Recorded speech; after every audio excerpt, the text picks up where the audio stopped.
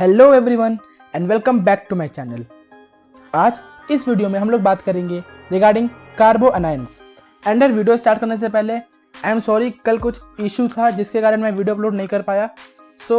उसका जो कंपनसेशन है वो नेक्स्ट दोनों वीडियो में हो जाएगा। जैसे कि एज यू गाइज नो कि मैं हर अल्टरनेट डे पे डालता हूँ वीडियो। अभी क्या मैं आज भी डाल रहा हूँ एंड कल एक और वीडियो में आ जाएगा। जो हमारा वीडियो का सीरीज है वो ट्रैक पे वापस आ जाएगा। देखो, आज बात करेंगे हम लोग कार्बो अनायंस के बारे में।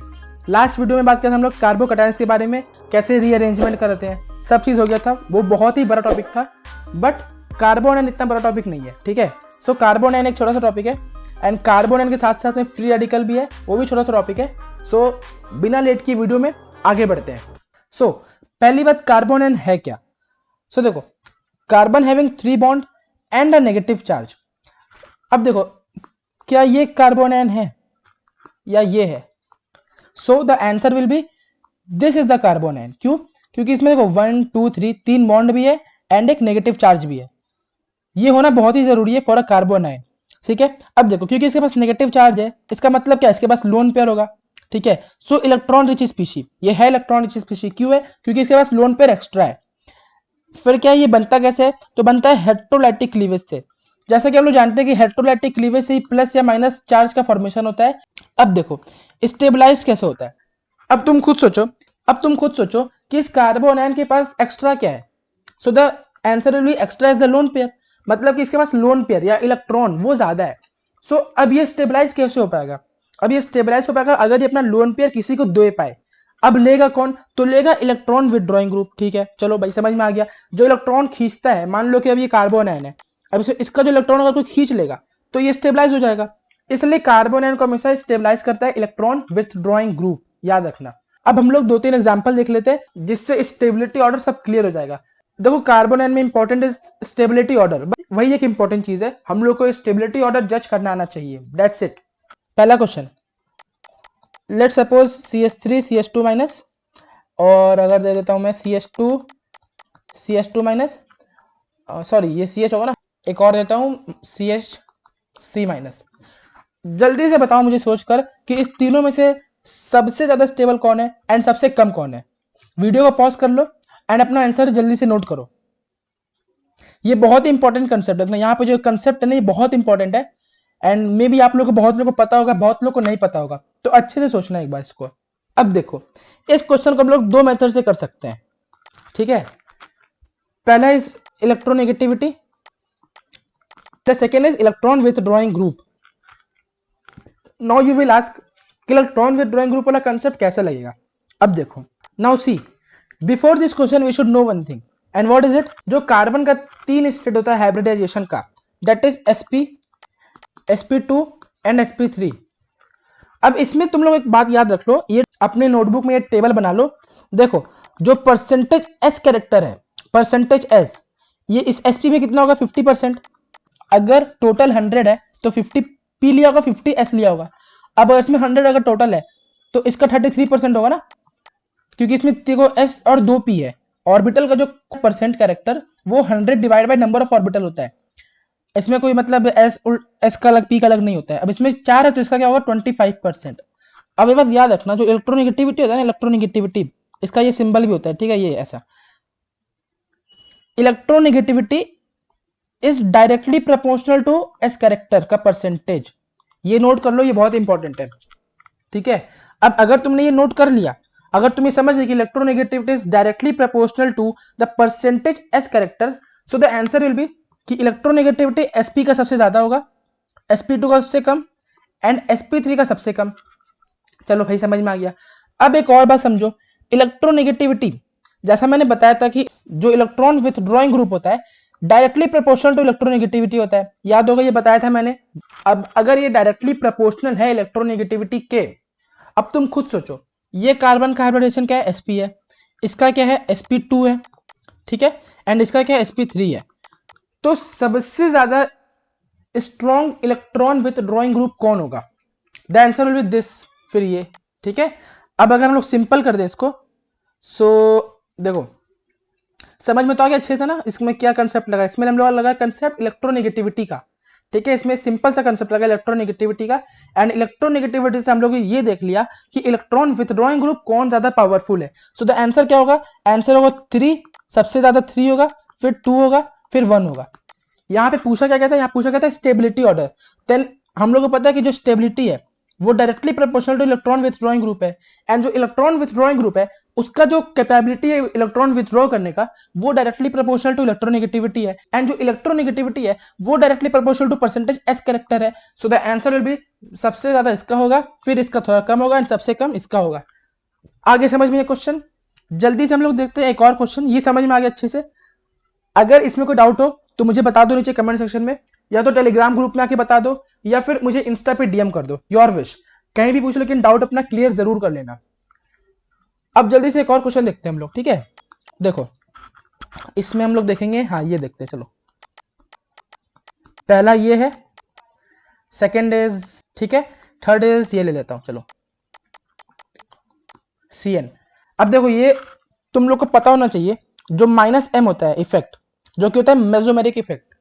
सो अब देखो कंफ्यूजन दूर कर लो, जो मेसोमेरिक इफेक्ट होता है ना वो ड्यू टू रेजोनेंस होता है, एंड जो इंडक्टिव इफेक्ट होता है वो ड्यू टू डिस्टेंस होता है, ठीक है। अब देखो सो रिमेंबर कि जो NO2 है ना उसका -m सबसे ज्यादा होता है, एंड उसके बाद होता है CN का, ये याद कर लो। NO2 ज्यादा इलेक्ट्रॉन विथड्रॉइंग ग्रुप अच्छा है कंपेयर टू CN, ठीक है, ये समझ में आ गया। अगर ये समझ में आ गया तुम लोग को, देन तुम लोग को समझ में आ चुका होगा कि इसका आंसर क्या है। सो द आंसर क्या होगा, सबसे ज्यादा होगा B का, फिर होगा C का, फिर होगा D का, ठीक है। क्यों, क्योंकि यहाँ पे लग रहा है -m, दो -m, यहाँ पे दो -m, एंड यहाँ पे तो सीधा रेजोनेंस में जा रहा है, ठीक है। So -m is always preferred over resonance. So सबसे ज्यादा इसका होगा, फिर इसका थोड़ा कम होगा, इसका सबसे कम होगा।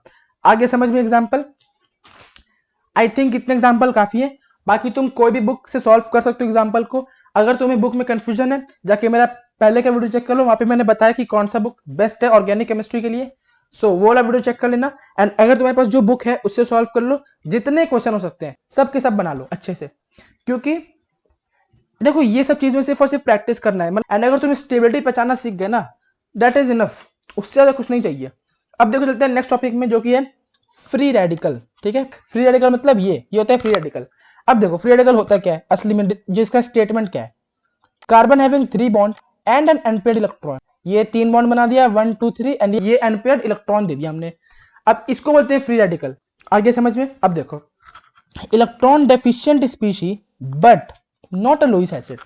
अब यहाँ पे समझने वाला क्या बात है, तो यहाँ पे समझने वाला बात ये है कि मैंने तुम लोगों को बताया था जो कार्बोकैटायन होता है वो इलेक्ट्रॉन डेफिशिएंट भी होता है एंड वो लुईस एसिड भी होता है। सो देखो मैंने उस दिन क्या बताया था तुम्हें। अब देखो ये क्यों नहीं है, क्योंकि इफ यू गाइज रिमेंबर, जो मैंने बताया था कि जो लुईस एसिड होता है, लुईस एसिड का जो डेफिनेशन है वो क्या है, लुईस एसिड के ऐसा स्पीशी है जो कि किसी का भी लोन पेयर ले सकता है, ठीक है। अब देखो जो कार्बोकैटायन है इसके पास तो वैकेंट पी ऑर्बिटल होगा, तो अभी अपने ऑर्बिटल में जो लोन पेयर है ना वो ले सकता है, ठीक है, इसलिए लुईस एसिड है। बट जो फ्री रेडिकल है वो तो लोन पेयर नहीं ले सकता है ना, क्योंकि ले लेगा तो इसमें 3 हो जाएगा, तो वो ले नहीं सकता है लोन पेयर। ये बस ये इलेक्ट्रॉन डेफिशिएंट है। इलेक्ट्रॉन डेफिशिएंट क्यों है, क्योंकि इसके पास सिर्फ और सिर्फ 1 इलेक्ट्रॉन है, बट इसको 2 चाहिए, तो इसको कोई ऐसा साथी चाहिए जो कि इसको 1 इलेक्ट्रॉन दे पाए। बट जो लुईस एसिड होता है वो 2 इलेक्ट्रॉन लेता है, हमेशा लोन पेयर लेता है, इसलिए लुईस एसिड नहीं है। सो रिमेंबर स्टेटमेंट कि every Lewis acid is a electron deficient species, but every electron deficient species is not a Lewis acid।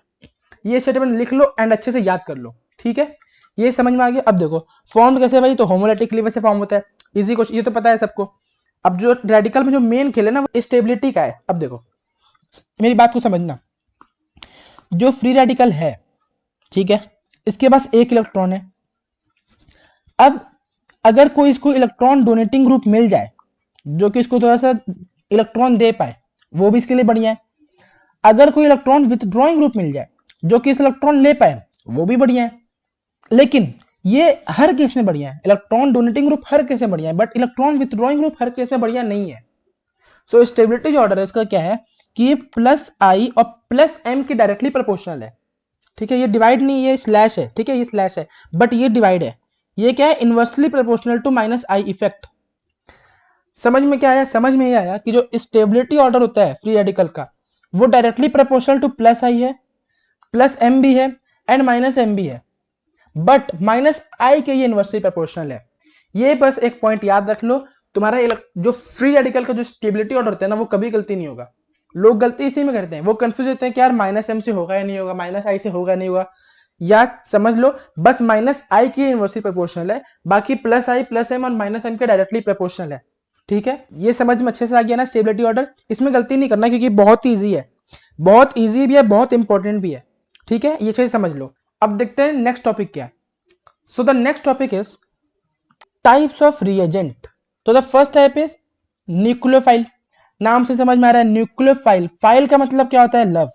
ठीक है, फाइल का मतलब होता है लव या अट्रैक्शन, कुछ भी बोल सकते हो इसको। ठीक है, लव या अट्रैक्शन। एंड न्यूक्लियो क्या, न्यूक्लियो है तुम्हारा न्यूक्लियस से, सो न्यूक्लियस लविंग। न्यूक्लियोफाइल का मतलब क्या होता है, न्यूक्लियोफाइल का मतलब होता है न्यूक्लियस लविंग। ठीक है, अब देखो एक और है इलेक्ट्रोफाइल। अगेन फाइल का मतलब लव, इलेक्ट्रो का मतलब आया इलेक्ट्रॉन, सो ये होता है इलेक्ट्रॉन लविंग। तो समझ में क्या आया, समझ में ये आया कि जो न्यूक्लियोफाइल है वो उसको न्यूक्लियस चाहिए।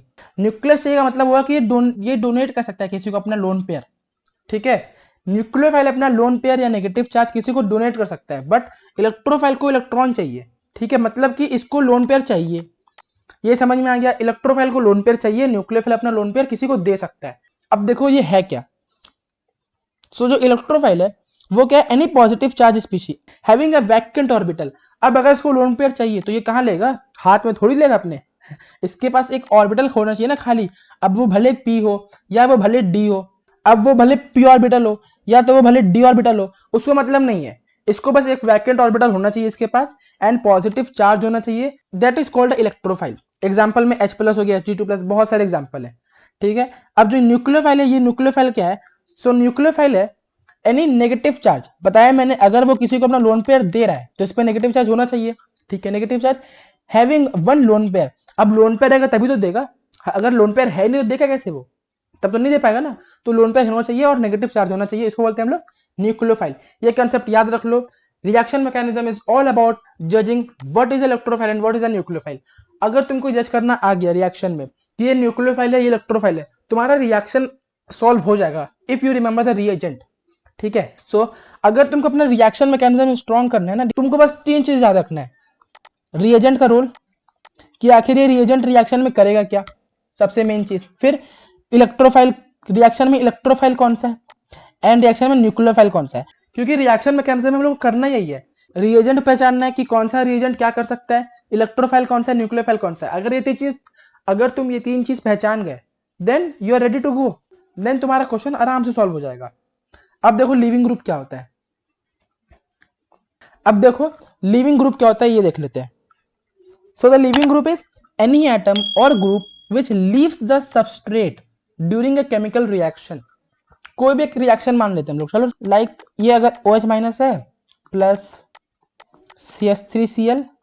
अब अगर ये रिएक्शन होगा तो क्या होगा, तो देखो इसका लग रहा होगा माइनस आई इफेक्ट, तो यहाँ पे डेल्टा पॉजिटिव होगा, ये पॉजिटिव या नेगेटिव इस पर अटैक करेगा, यहाँ से लीव हो जाएगा।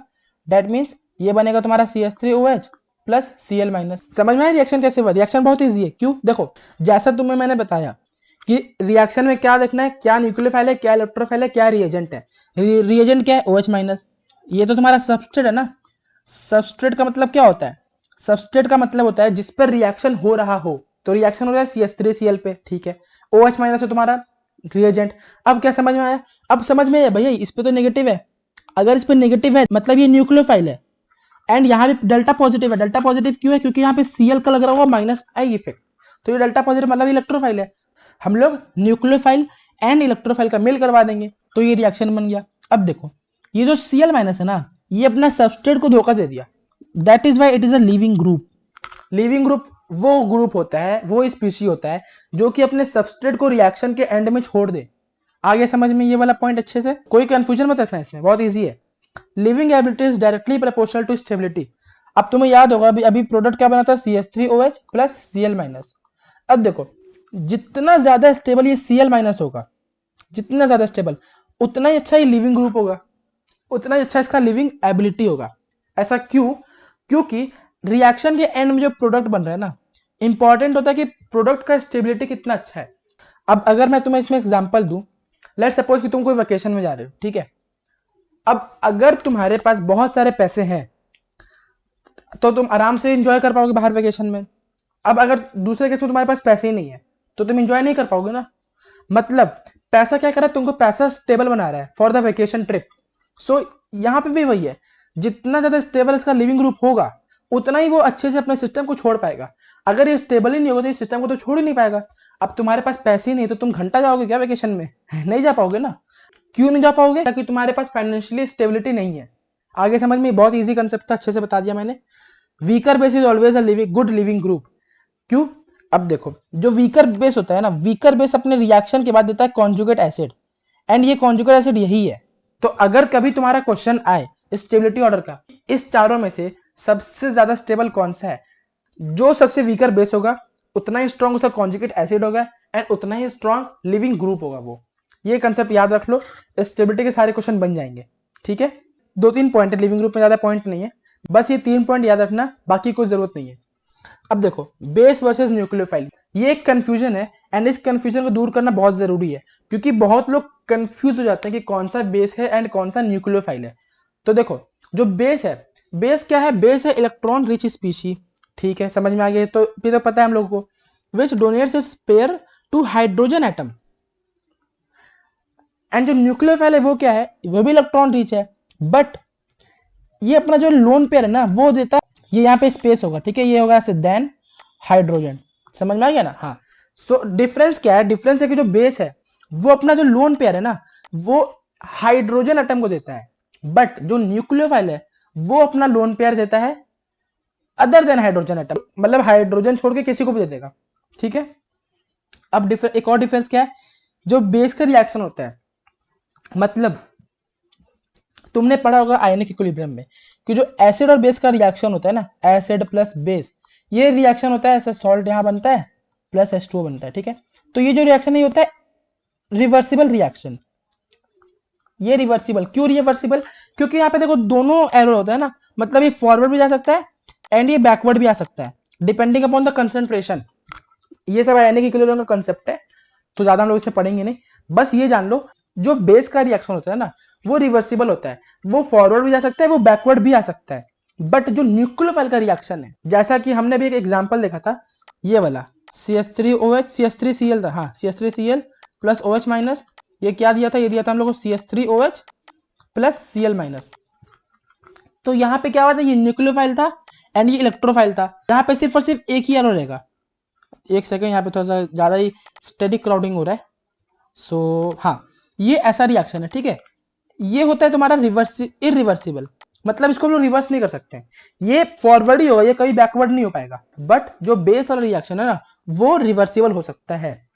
फिर क्या है? Not so sensitive towards steric crowding, मतलब जो एसिड बेस रिएक्शन होता है इसमें इसको फर्क ही नहीं पड़ता है कि जो रिएक्शन हो रहा है वहां पे स्टेरिक क्राउडिंग है या नहीं है।